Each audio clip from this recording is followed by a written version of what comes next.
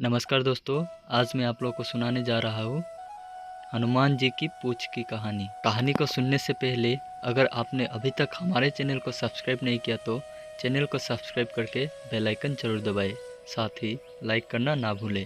एक बार की बात है, कैलाश पर्वत पर माँ पार्वती अपने दिन भर की पूजा अर्चना में व्यस्त थी। तभी उन्हें रावण कैलाश पर्वत की ओर आता दिखाई दिया। पार्वती जी ने शंकर जी से कहा, भगवान, अपने इस भक्त को कैलाश आने से रोक दीजिए, वरना किसी दिन मैं इसे अग्नि में भस्म कर दूंगी। ये जब भी आता है मैं बहुत असहज हो जाती हूँ। ये बात मुझे बिल्कुल भी पसंद नहीं है। आप इसे समझा दीजिए, ये कैलाश में प्रवेश ना करे। शिव जी जानते थे कि पार्वती सिर्फ उनके वरदान की मर्यादा रखने के लिए रावण को कुछ नहीं कहती है। वो चुपचाप उठकर बाहर आकर देखते हैं। रावण नंदी को परेशान कर रहा था। शिव जी को देखते ही वो हाथ जोड़कर प्रणाम करता है। प्रणाम महादेव, आओ दशानन, कैसे आना हुआ? मैं तो बस आपके दर्शन करने के लिए आ गया था महादेव। आखिर महादेव ने उसे समझाना शुरू किया। देखो रावण, तुम्हारा यहाँ आना पार्वती को बिल्कुल भी पसंद नहीं है, इसलिए तुम यहाँ मत आया करो। महादेव, ये आप कह रहे हैं? आप ही ने तो मुझे किसी भी समय आपके दर्शन के लिए कैलाश पर्वत पर आने का वरदान दिया है, और अब आप ही अपने वरदान को वापस ले रहे हैं। ऐसी बात नहीं है रावण, लेकिन तुम्हारे क्रियाकलापों से पार्वती परेशान रहती है, और किसी दिन उसने तुम्हें श्राप दे दिया तो मैं भी कुछ नहीं कर पाऊँगा। इसलिए बेहतर यही है कि तुम यहाँ पर ना आओ। फिर आपका वरदान तो मिथ्या हो गया महादेव। मैं तुम्हें आज एक और वरदान देता हूँ। तुम जब भी मुझे याद करोगे मैं स्वयं ही तुम्हारे पास आ जाऊँगा, लेकिन तुम अब किसी भी परिस्थिति में कैलाश पर्वत पर मत आना। अब तुम यहाँ से जाओ, पार्वती तुमसे बहुत रुष्ट है।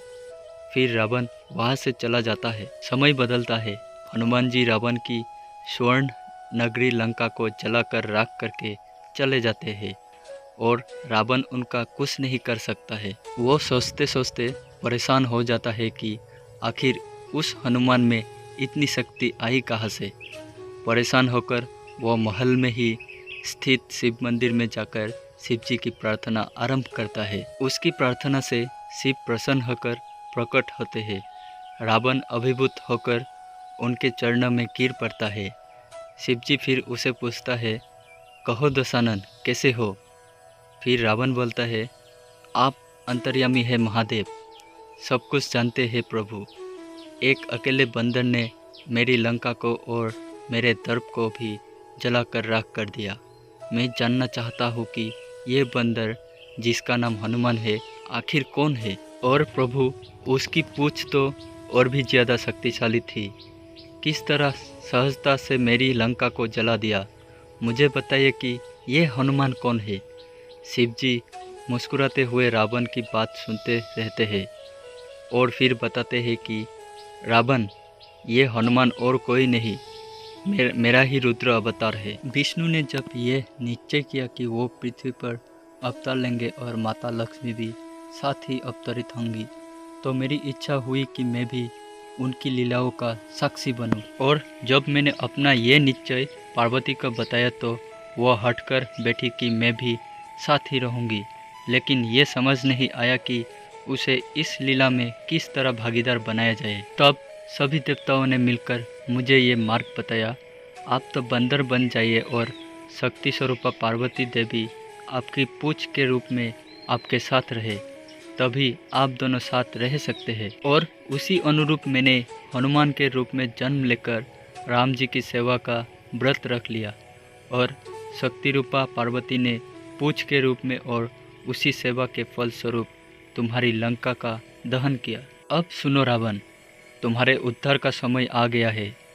श्री राम के हाथों तुम्हारा उद्धार होगा। मेरा परामर्श है कि तुम युद्ध के लिए सबसे अंत में प्रस्तुत होना, जिससे कि तुम्हारा समस्त राक्षस परिवार भगवान श्री राम के हाथों से मोक्ष को प्राप्त करे और तुम सभी का उद्धार हो जाए। रावण को सारी परिस्थिति का ज्ञान होता है, और उस अनुरूप वो युद्ध की तैयारी करता है और अपने पूरे परिवार को राम जी के समक्ष युद्ध के लिए पहले भेजता है और सबसे अंत में स्वयं मोक्ष को प्राप्त होता है। तो दोस्तों, कहानी इसी में ख़त्म हो जाती है। आप लोगों को कहानी कैसी लगी कमेंट करके ज़रूर बताइए।